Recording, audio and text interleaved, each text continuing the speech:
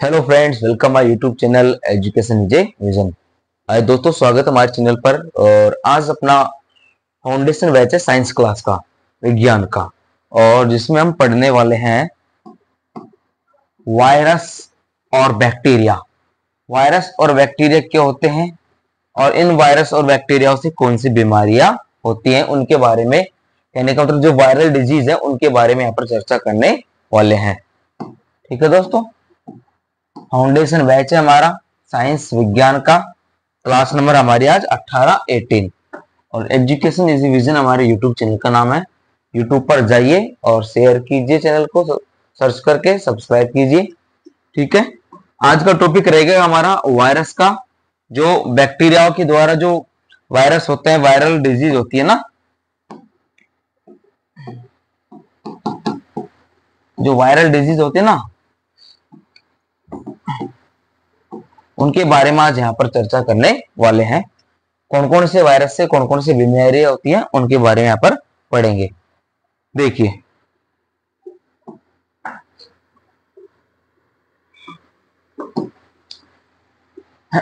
Arena virus एक arena virus होता है। एरेना वायरस परिवार का दुर्लभ बोलिवियन चापारे चापारे चापारे नाम का वायरस है। वो क्या होता है उसके बारे में पहले हम चर्चा करते हैं।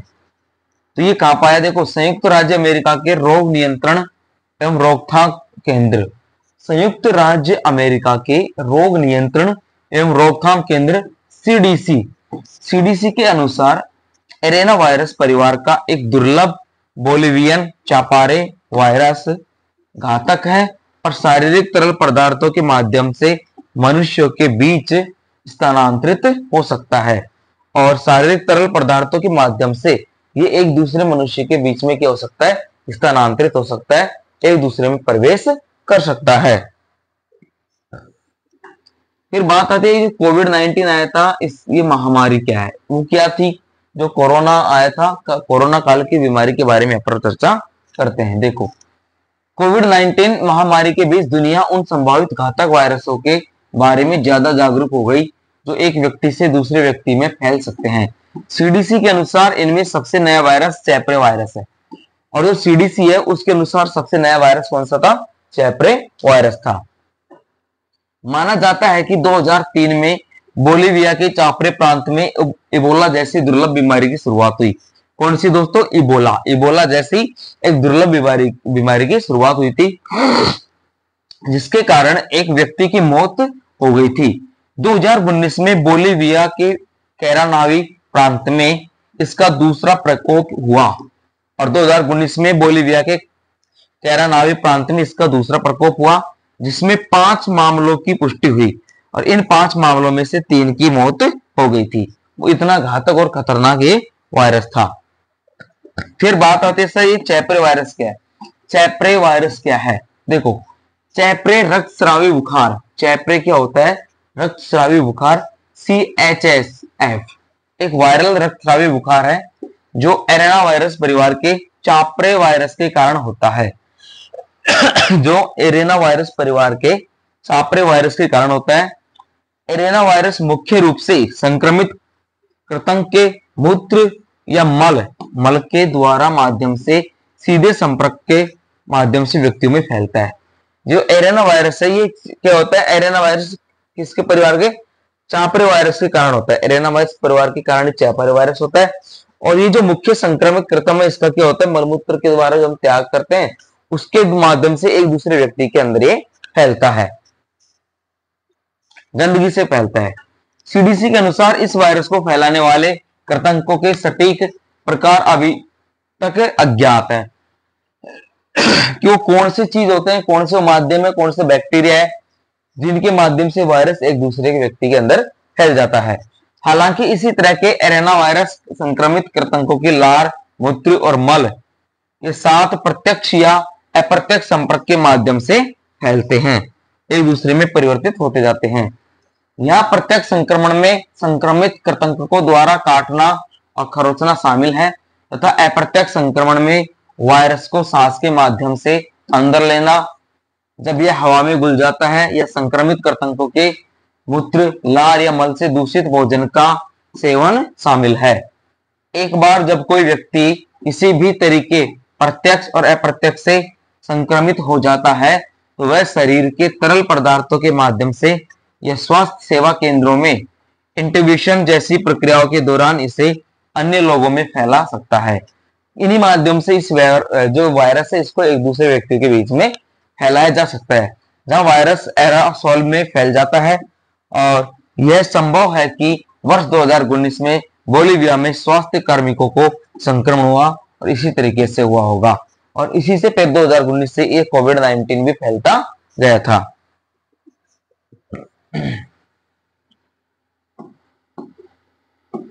यह ज्ञात नहीं है कि यह वायरस मां से शिशु में संचरित हो सकता है कि या नहीं। इसका ये पता नहीं लगाया जा सका ये जो वायरस फैलता है एक मां से एक शिशु में फैल सकता है कि नहीं फैल सकता, इस बारे में कोई पुष्टि नहीं की गई। इस परिवार के अन्य वायरस गर्भाशय में संक्रमण पैदा करने के लिए प्रचलित है, जिससे जटिलताएं पैदा होती हैं, जिसमें गर्भपात या मां या नवजात शिशु की मृत्यु भी शामिल है। और जब ये गर्भाशय के दौरान यदि ये वायरस फैल गया तो उस शिशु की भी मृत्यु हो सकती है, उस मां की भी मृत्यु हो सकती है। इतना घातक होता है।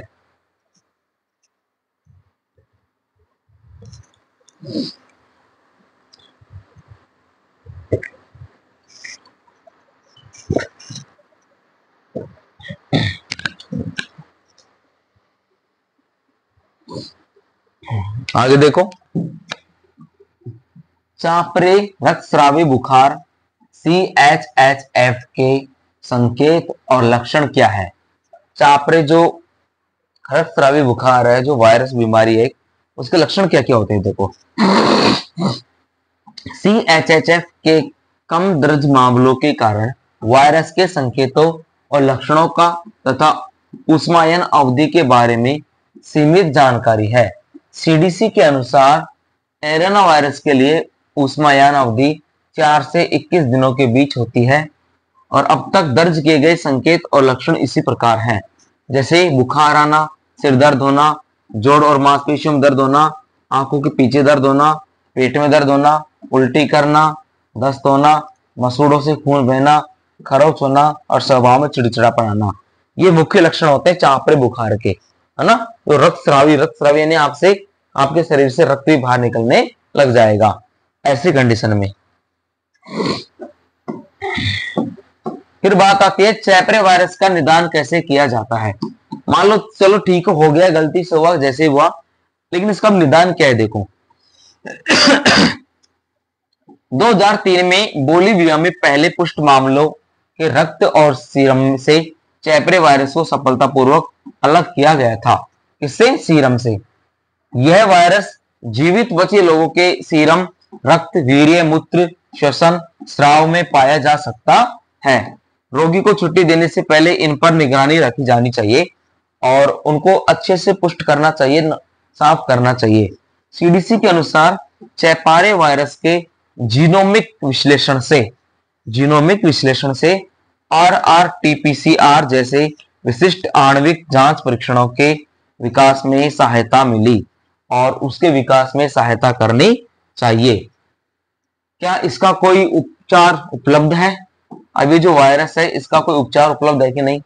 नहीं। तो इसका जवाब है नहीं। अभी तक CHHF का कोई इलाज नहीं है, हालांकि नीचे सूचीबद्ध सहायक उपचार वायरस से उबरने के लिए महत्वपूर्ण है। इन तरीकों से हम इस पर कंट्रोल पा सकते हैं, इसका परमानेंट इलाज अभी मिला नहीं है। जल योजन का रखरखाव करना, आघात का प्रबंधन जैसे द्रव पुनर्जीवन, वैसोप्रेशन स्टॉक का प्रशासन करना, बेहोश करने की क्रिया, दर्द निवारण, रक्तदान जब आवश्यक हो, इन चीजों के माध्यम से, इन सावधानियों से हम इसमें कमी ला सकते हैं। चूंकि इस वायरस से केवल 2 ही मामले सामने आए हैं, 2003 और 2019 में, इसलिए इसकी मृत्यु दर और मृत्यु दर के जोखिम कारकों के बारे में बहुत कम जानकारी है। इसके बारे में लोगों को बहुत कम पता है। ये कोई इतनी वायरल डिजीज नहीं थी, वायरस के कारण फैली है, लेकिन ये वायरल नहीं हुई। वायरल का मतलब फैली नहीं चारों तरफ, है ना, 2 बार ही आई थी बस, अब भी ना, है ना। CDC के अनुसार इस वायरस से बचे लोगों में लक्षण खत्म होने के बाद भी महीनों तक रक्त, लार, मूत्र या वीर्य में वायरस रह सकता है। इसलिए रोगियों के तरल पदार्थों की निगरानी की जानी चाहिए, क्योंकि उनमें दूसरों को संक्रमित करने की क्षमता होती है, दूसरे व्यक्ति को वो संक्रमित कर सकते हैं। CHHF को कैसे रोके? अब इसको रोका कैसे जाए, रोकथाम पूरी तरह से कैसे निदान लगाया जाए? देखो, CHH के से खुद को बचाने के लिए अपने घर के अंदर और आसपास कृंतकों पर नजर रखें। कृंतकों के संक्रमण को रोकने या कम करने के लिए अपने घर में सभी छेदों और अंतरालों को सील कर दे। साथ ही चैपरे वायरस से संक्रमित लोगों को संपर्क में आने से बचे, जब तक कि उनका परीक्षण नकारात्मक ना आ जाए। जब तक वो उस वायरस से संक्रमित लोग हैं, उनसे जितना ज्यादा हो सके दूर रहना है, तब तक ये लोग पुष्टि हो जाए कि नेगेटिव पॉइंट है, क्योंकि वे आपको संक्रमित कर सकते हैं। हाथ और श्वसन स्वच्छता न केवल चापरे रक्तस्रावी बुखार CHF को रोकने में मदद कर सकती है, बल्कि अन्य संक्रामक रोगों को भी रोक सकती है। हमें जितना ज्यादा हो सकता है अपने श्वसन की प्रक्रिया को स्वच्छ बनाना है और हाथ पैर मुंह धो करके स्वच्छ तरीके से रहना है, साफ सफाई में रहना है, ताकि इन वायरसों से, इन कृंतकों से हमें बच सके और हमको नुकसान ना हो। अब बात आती है सर, कोविड-19 D614G स्ट्रेन क्या है? D614G स्ट्रेन क्या है और ये कहां पाया जाता है? आइए सर इसकी भी खोज कर लेते हैं। हाल ही में मलेशिया में कोविड-19 का 10 गुना ज्यादा खतरनाक नया स्ट्रेन पाया गया है। मलेशिया में पाया गया था, जिसे देश के स्वास्थ्य मंत्रालय ने D614G नाम दिया है। और म्यूटेशन क्या है इस स्ट्रेन का नाम, ये D614G क्यों रखा गया, यह कितना खतरनाक है, आइए जानते हैं, इनके बारे में चर्चा करते हैं। तो ये देखो सर वायरस है ना, ये जो अपना कोरोना वायरस है ना, ये कोरोना वायरस की संक्रिया है। ये देखो, ये जो है कौन सा है हमारा सर, कोरोना वायरस है ना। ठीक है, और ये स्ट्रेन पाए गए थे लोगों में, इन जो वायरस से जो वायरल डिजीज हुई थी उनके माध्यम से।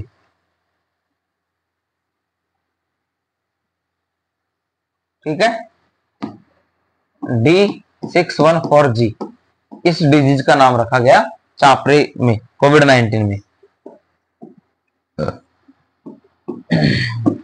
देखिए, घातक कोरोना वायरस अपने आप में पर्याप्त नहीं है कि मलेशिया में कोरोना वायरस का एक नया प्रकार D614G पाया गया है, और देश के स्वास्थ्य मंत्रालय के अनुसार यह मूल वुहान स्ट्रेन से 10 गुना अधिक घातक या संक्रामक पाया गया है। देश के स्वास्थ्य मंत्रालय के महानिदेशक नूर हिसाम अब्दुल्ला ने कहा कि नोवेल कोरोना वायरस के D146G म्यूटेशन का पता चलने के बाद समुदाय को अधिक सावधान रहना होगा, वहां के लोगों को अधिक सावधानियां बरतनी होंगी। रविवार 16 अगस्त 2020 को मलेशिया में वायरस का एक अत्यधिक संक्रामक उत्परिवर्तक पाया गया, जिसके बाद मामलों की संख्या लगभग 9200 हो गई थी। मलेशिया में चिकित्सा अनुसंधान संस्थान ने अलगाव और संस्कृति परीक्षणों के परिणाम स्वरूप D614G प्रकार के उत्परिवर्तक का पता लगाया है। 3 मामलों में उत्परिवर्तक को एक क्लस्टर से देखा गया है। वायरस का उत्परिवर्तन क्या है? ऐसा कहा जाता है कि हर वायरस में उत्परिवर्तन होता है और यह वायरस के जीवन चक्र का एक हिस्सा है। ये बदलना और परिवर्तन हमेशा कोई बड़ी बात नहीं होते। नया कोरोना वायरस एक RNA रिबोन्यूक्लिक वायरस है और यह प्रोटीन सेल के अंदर पैक किए गए आनुवंशिक पदार्थों का एक संग्रह है।